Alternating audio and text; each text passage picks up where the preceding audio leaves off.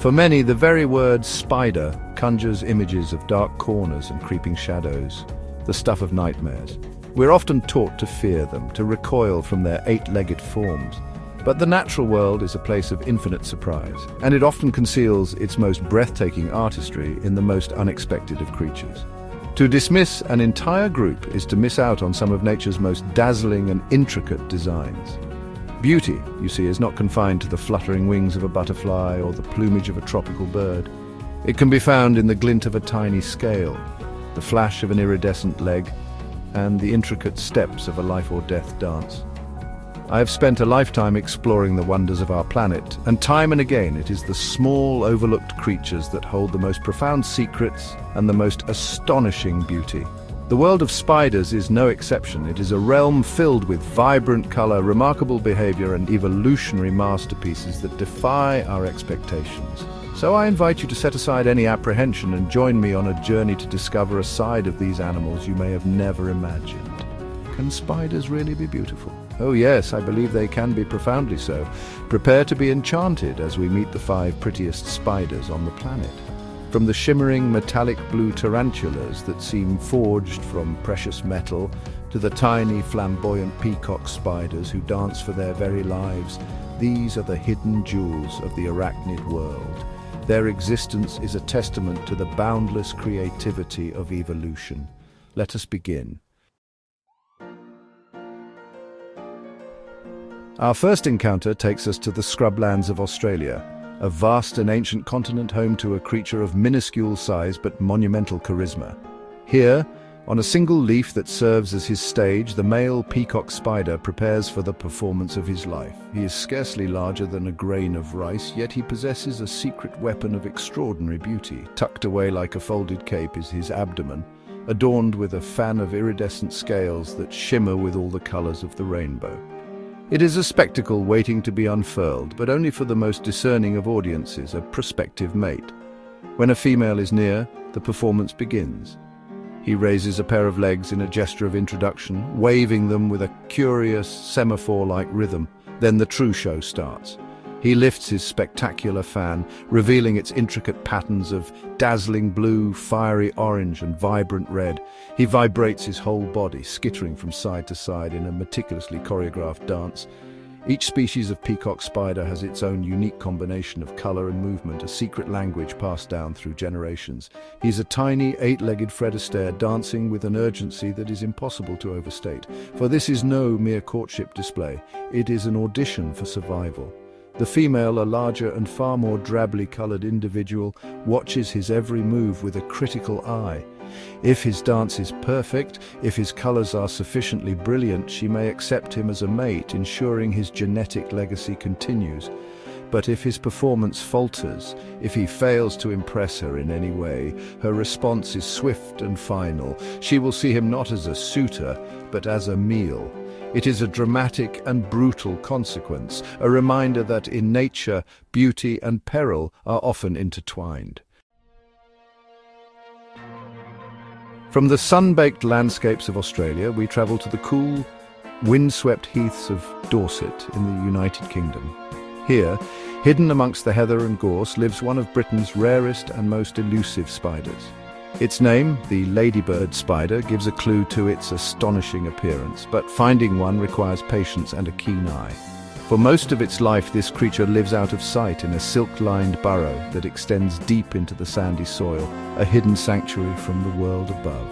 The entrance is a delicate silken canopy, camouflaged with fragments of vegetation. For the majority of the year, only the females and immature males occupy these subterranean homes. But in the warmth of spring, something remarkable happens. The male, having reached maturity, finally emerges. And what an emergence it is. He is a startling vision of color, a living jewel against the muted tones of the heath. His abdomen is a brilliant, shocking scarlet adorned with 4 distinct black spots. His legs and carapace are velvety black, creating a contrast so sharp he almost looks like a child's toy, something crafted from enamel and felt rather than flesh and blood. This dramatic coloring serves a single vital purpose: to catch the eye of a female. He must abandon the safety of his own burrow and wander the heathland in a perilous search for the silk-topped burrow of a potential mate. He is utterly exposed, a tiny fleck of red moving through a world of predators. His striking ladybird-like appearance is a gamble. It may attract a mate, but it also makes him conspicuous to birds and other hunters. His brief time in the sun is a frantic race against time, driven by the primal urge to continue his rare and beautiful lineage. We venture now to the deciduous forests of Andhra Pradesh in southern India, a habitat that holds one of the true crown jewels of the arachnid world. High in the canopy, living in crevices of decaying trees, resides a tarantula of such breathtaking beauty it seems almost unreal. This is the peacock tarantula, or as it is more formally known, Poecilotheria metallica. Its common name is no exaggeration. This is not the drab, brown, hairy creature that many associate with the word tarantula. This is something else entirely. It is a living, breathing work of metallic art. Its entire body, from its legs to its carapace, is covered in a vibrant fractal pattern of electric blue. This is not a pigment, but a structural coloration. Microscopic structures on its hairs refract and scatter light to produce this dazzling metallic sheen that shifts and shimmers with every movement. Accented with hints of yellow and white on its legs, the spider looks as though it has been dipped in molten sapphire. It is without question one of the most visually striking spiders on the planet, a creature whose beauty is both intense and mesmerizing. But this stunning appearance comes with a sad caveat. The Gooty sapphire tarantula is critically endangered. Its natural habitat is a tiny, fragmented area of less than 100 square kilometers, which is being rapidly degraded by logging and agriculture. This magnificent creature, a testament to millions of years of evolution, is being pushed to the very brink of extinction. To see one in the wild is an increasingly rare privilege. Its beauty serves as a poignant and urgent reminder of what we stand to lose when we fail to protect the delicate ecosystems that foster such wonders. Returning to the grasslands and coastal regions of Britain and Europe, we find a spider that employs a different kind of visual strategy. It doesn't rely on iridescent beauty, but on a clever and highly effective form of mimicry. This is the wasp spider, Argiope bruennici, and its appearance is as bold as it is deceptive. Hanging head down in the center of its magnificent orb web, the female is a truly impressive sight. She is one of Britain's largest and most handsome orb weavers, her abdomen swollen and emblazoned with a vivid pattern of brilliant yellow and stark black stripes. The resemblance to a wasp or hornet is uncanny and entirely deliberate. This is a form of Batesian mimicry, an evolutionary trick where a harmless species evolves to imitate the warning signals of a harmful one. Birds and other potential predators, having learned to avoid the painful sting of a wasp, will instinctively steer clear of the spider as well. It is a masterful bluff, a visual lie that grants the spider protection as it waits patiently for its prey. Its web is also unique, often featuring a thick, zigzag pattern of silk known as a stabilimentum, the exact purpose of which is still debated by scientists. Originally a native of the Mediterranean, the wasp spider has been gradually extending its range northwards, a likely consequence of our warming climate.